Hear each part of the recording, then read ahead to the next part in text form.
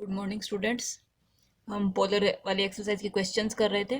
उसमें आज हमारा नेक्स्ट क्वेश्चन है, if A B C are any 3 points on a parabola L upon R equal to 1 + cos theta and the tangents at these points form a triangle A dash B dash C dash, show that S A S B S C equals to S A dash S B dash S C dash, S being the focus of parabola.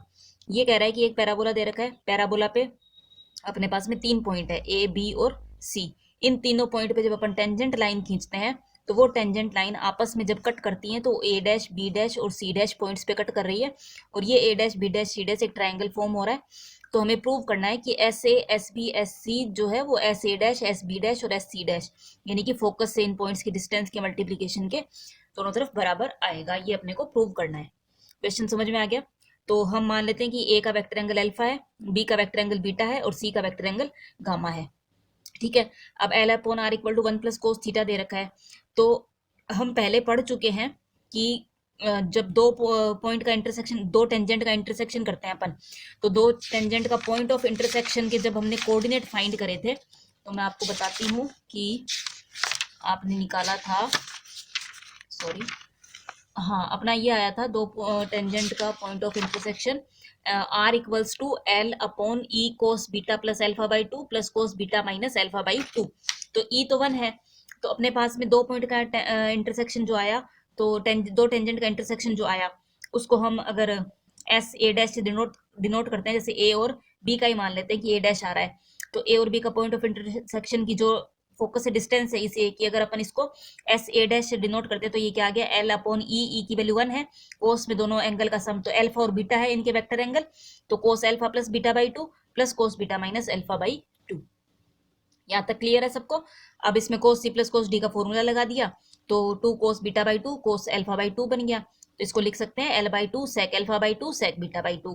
अब B dash है, B dash किस किस का point of intersection है, B पे tangent और C पे tangent की, तो S B dash equal to क्या आ जाएगा, एल बाई 2, बी का वेक्टर एंगल बीटा तो सेक बीटा बाई 2, सी का वेक्टर एंगल गामा तो सेक गामा बाई 2। इसी तरह एस सी डैश किसका किसका इंटरसेक्शन है, ए वाले का और सी वाले का, तो L by 2 sec alpha by 2 और सेक गामा बाई 2 आ गया। ठीक है। इन S A dash S B dash और एस सी डैश का मल्टीप्लीकेशन अगर अपन करते हैं तो क्या आता है, L cube upon 8 sec square alpha by 2 sec square beta by 2 sec square gamma by 2। अब देखो कि ए बी सी पॉइंट कहाँ पे है, पैराबोला पे है, तो पैराबोला के इक्वेशन को सेटिस्फाई करेंगे, तो L upon S A equal to 1 + cos alpha, या S A equal to L upon 2 cos square alpha by 2, क्योंकि 1 + cos अल्फा को हम 2 cos स्क्वायर अल्फा बाई 2 लिख सकते हैं। तो ये क्या बन गया, L by 2 sec square alpha by 2। इसी तरह S B equal to L by 2 sec square beta by 2, और एस सी इक्वल टू आ गया L by 2 sec square gamma by 2। तो एस ए एस बी और एस सी का multiplication कर रहे हैं, तो क्या आ रहा है, L cube upon 8 sec square alpha by 2 sec square beta by 2 sec square gamma by 2। तो हम देख रहे हैं S A S B S C equals to S A dash S B dash S C dash, यही अपने को यहाँ पे प्रूव करना था। क्लियर है? नेक्स्ट क्वेश्चन है, through the focus on a parabola any two chords L S L dash M S M dash are drawn, the tangent at L meets those at M and M dash in points N and N dash, and tangent at L dash meets in K dash, show that the lines K N K dash N dash are at right angle. ठीक है, question समझ में आया? कि ये कह रहा है कि एल एस एल डैश और एम एस एम डैश दो अपन को क्या करनी है, फोकल कोड बनानी है। ठीक है। एल पे जो टेंजेंट खींच रहे हैं वो एम और एम डैश पे जो टेंजेंट है उनको एन और एन डैश पे मिलता है, और एल डैश पे जो टेंजेंट है वो आपकी एम और एम डैश के टेंजेंट को के और के डैश पे मिलती है।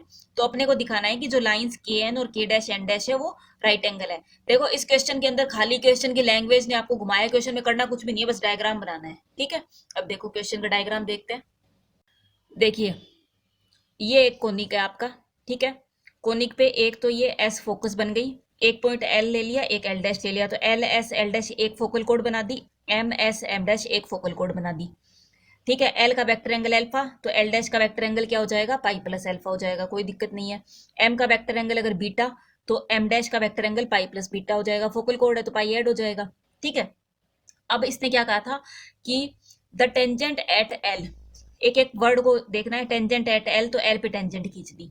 ठीक है। Meets those at M and M dash, यानी कि एम और एम डैश पे जो टेंजेंट है उनको एल वाली टेंजेंट तो m पे भी टेंजेंट खींचनी है और m डैश पे भी टेंजेंट खींचनी है। तो l पे जो टेंजेंट है वो m वाली टेंजेंट को n और n डैश पे मिलती है। तो ये m पे टेंजेंट, ये l पे टेंजेंट, तो ये कहाँ पे मिल गई, n पे मिल गई। ठीक है, ये m डैश पे टेंजेंट है, तो m डैश पे टेंजेंट जो है तो अपन क्या करेंगे, इसको यूं इस तरह से आगे बढ़ा लेंगे। ये जो लाइन है इसको यूं आगे बढ़ाएंगे और ये इस वाली टेंजेंट को आगे बढ़ाएंगे, तो ये पॉइंट क्या आ जाएगा आपका, एन डैश आ जाएगा। ठीक है, यहाँ तक क्लियर। उसके बाद में अगले स्टेटमेंट में कह रहा है कि टेंजेंट एट एल डैश, ये एल डैश है आपका, ये देखो ये एल डैश पे टेंजेंट आ गई। Tangent at L dash meets in K and K dash, यानी कि एल डैश पे जो टेंजेंट है वो एम की टेंजेंट को के पे और एम डैश की टेंजेंट को के डैश पे मिलता है, मिल रहा है। ठीक है, ये एम की टेंजेंट थी तो इसको यहाँ पे के पे मिल जाएगा। ठीक है, ये पॉइंट के आ जाएगा अपना, और ये एम डैश की टेंजेंट थी जिसको के डैश पे मिल रहा है। Show that the lines K N and K dash N dash are at right angle. Line K N, ये लाइन के एन है, तो के एन कोई और नहीं है, के एन कौन है, टेंजेंट एट एम ही तो है के एन। समझ आ रही है बात, ध्यान रखना है कि के एन की जो बात कर रहे हैं तो के एन कोई और नहीं है, के एन कौन है, टेंजेंट एट एम है। और के डैश एन डैश, अब देखो ये यहाँ पे के था, के डैश था, ये के डैश एन डैश कोई और नहीं है, टेंजेंट एट एम डैश है।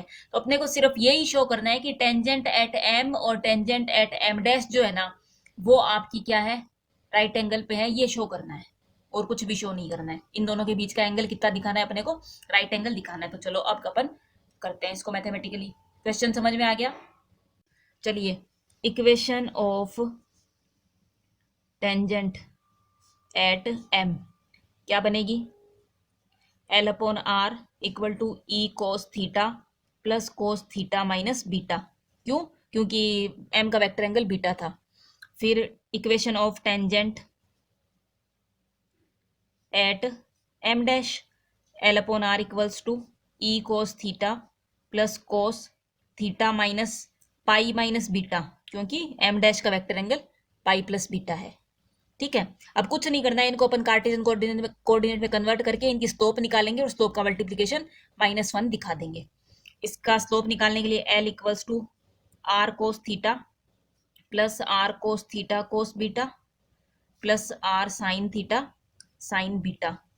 तो ये कार्टेशियन में क्या बन जाएगी, ई भी है साथ में, E X plus cos beta X plus sine beta Y.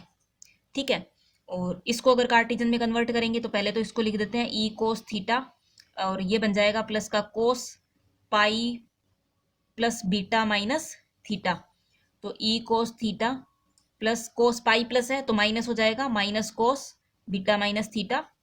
अब एल आर का मल्टीप्लाई कर दिया साथ के साथ, तो ये क्या बन गया, देखो E X, R cos theta X हो गया, minus X cos beta minus Y sine beta.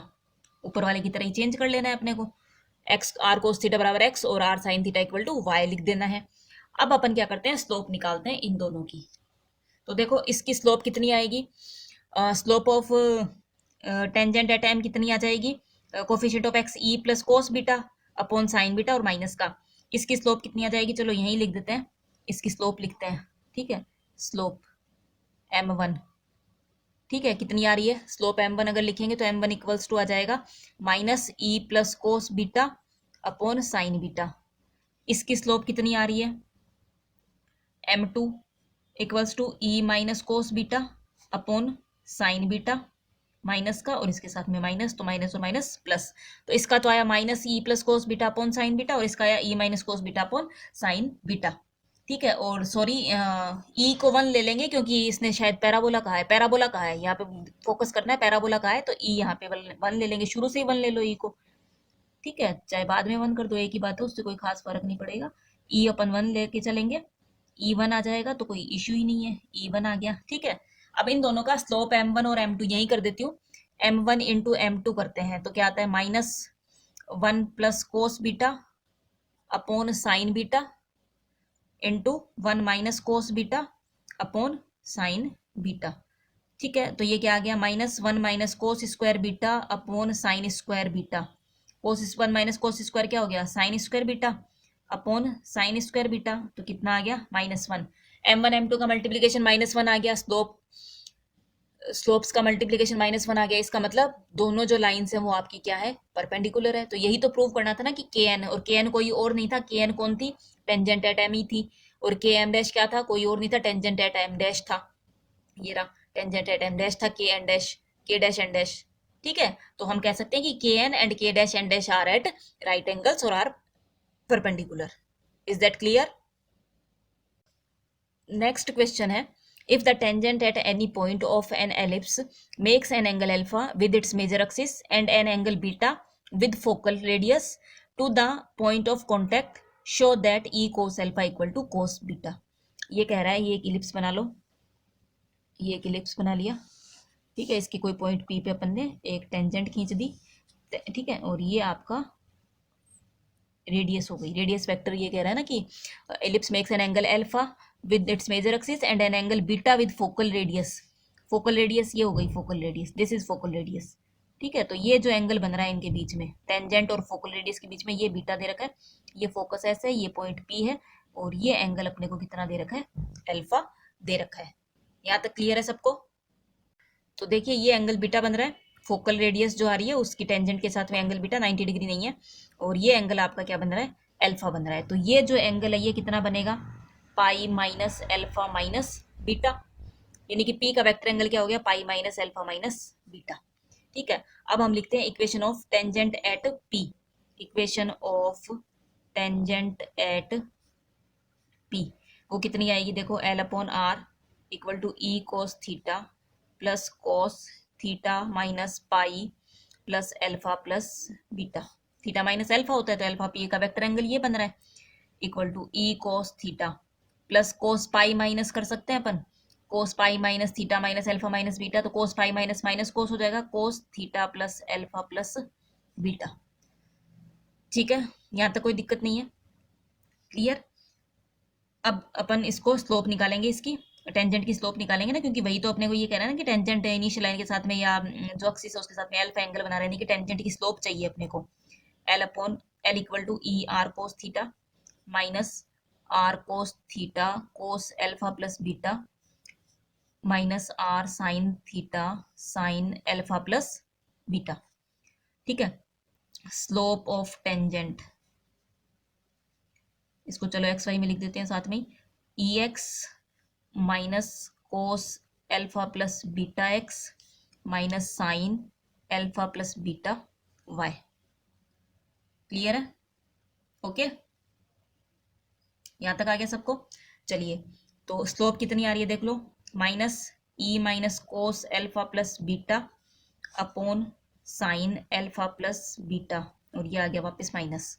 ठीक है, और एक माइनस अपन लगाते भी हैं, हाँ ये लगाते हैं, वो तो माइनस ही आ गया, और ये इसका माइनस आ गया, equal to tan of pi minus alpha. क्यों? क्योंकि ये एंगल कितना है, पाई माइनस अल्फा है, तो ten of pi minus alpha यानी कि माइनस टेन अल्फा। क्लियर? यहाँ तक कोई दिक्कत नहीं है? एक सेकंड, ये पाई माइनस नहीं लेके अपन ये एंगल मानेंगे कि एंगल अल्फा बन रहा है, तो टेन अल्फा अपन कह देंगे। ठीक है, स्लोप जो है टेन अल्फा के बराबर आ जाएगी, तो टेन पॉजिटिव अल्फा लेंगे तो ये प्लस अल्फा आ जाएगा, ये प्लस प्लस हो गए, कट गए। ठीक है, अब इस टेन अल्फा को लिख देंगे sine alpha upon cos alpha.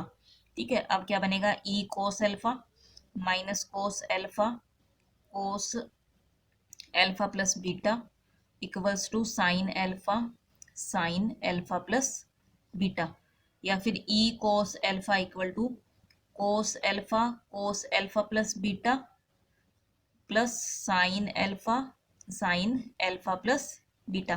Cos A cos B plus sine A sine B का फॉर्मूला बन गया, तो cos A minus B alpha minus beta, तो ये आ गया cos of minus beta, cos minus beta cos beta ही होता है, तो आंसर क्या आ गया, E cos alpha equal to cos beta. This is our required result. Clear है सबको? ठीक है, तो कोस अल्फा इक्वल टू क्या आ गया, कोस बीटा। चलिए, एक्सरसाइज बी के सारे क्वेश्चंस हो गए हैं। अब अपना टॉपिक है परपेंडिकुलर लाइंस। परपेंडिकुलर लाइंस, लंबवत रेखाएं। ठीक है, यानी कि दो लाइंस परपेंडिकुलर अगर होंगी तो उसकी कंडीशन क्या बनेगी। तो देख लीजिए कि मान लीजिए कि L upon R equal to A cos theta plus B sine theta एक लाइन है, और एक लाइन है L dash upon R equal to A dash cos theta plus B dash sine theta. ये दो लाइन्स अपने को दे रखी है, ठीक है। अब अगर अपन इक्वेशन नंबर 1 को, ये वाली इक्वेशन नंबर 1 है मान लो, और ये इक्वेशन नंबर 2 है, ठीक है। तो 1 और 2 में थोड़ा सा अगर अपन चेंज करते हैं, मान लो कि a इक्वल टू मैं लिख दूं कोस एल्फा, और b equal to a equal to मैं लिखूं k कोस एल्फा, और b इक्वल टू लिखूं k साइन एल्फा। तो 1 है वो क्या बन जाएगी, l upon R equal to k cos alpha cos beta plus k sine alpha sine theta, beta नहीं थीटा, ठीक है। तो ये क्या बन गई, k कॉमन आ गया, कोस थीटा माइनस एल्फा।